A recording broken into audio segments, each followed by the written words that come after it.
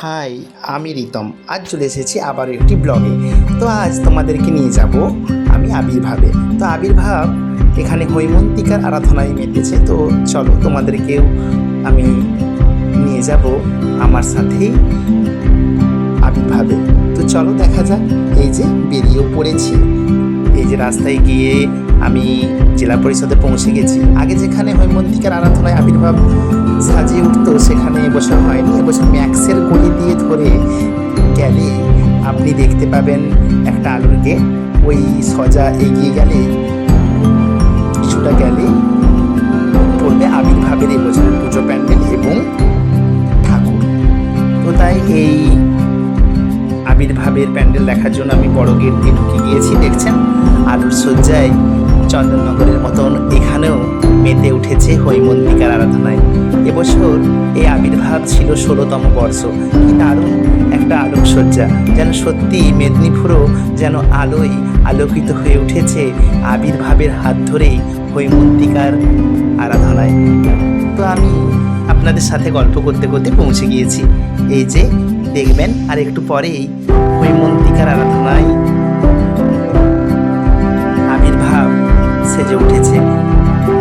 তো চলুন, এই যে আবির্ভাবের 16তম বর্ষে যে লেখা, সেই লেখাটি দেখে আমি এবারে ঢুকবো মূল যে প্যান্ডেল তার ভিতরে।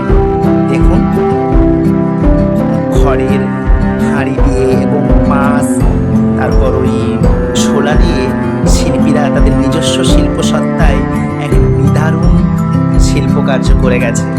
যেন শিল্পের ছোঁয়ায় মনে হচ্ছে শিল্পীরা তাদের নিদর্শন রেখে গেছে এই প্যান্ডেল, এই আবির্ভাবে, এই প্যান্ডেলে।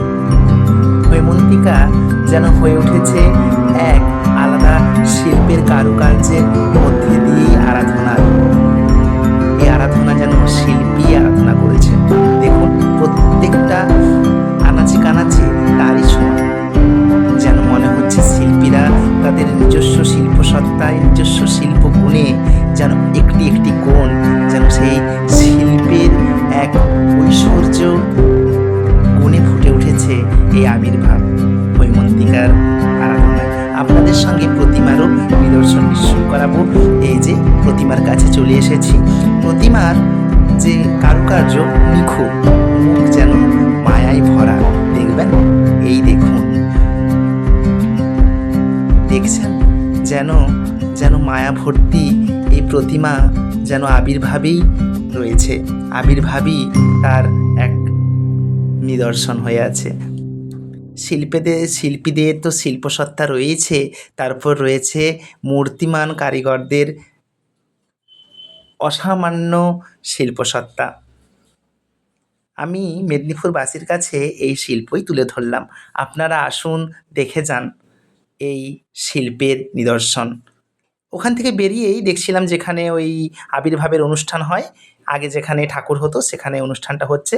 তো ওখানে অনুষ্ঠান দেখে আমি এবারে ফিরে যাব। আপনারা সবাই ভালো থাকবেন, সুস্থ থাকবেন, সাবধানে থাকবেন। হৈমন্তিকার আরাধনায় চন্দননগরের মতোই আপনারা মেদিনীপুরেও মেতে উঠুন। ভালো থাকুন, ভালো রাখুন, পারিপার্শ্বিক জগৎকে আরও সুন্দর করে তুলুন। আজ আসি। আপনারা সবাই খুব ভালো থাকবেন এবং সাবধানে থাকবেন।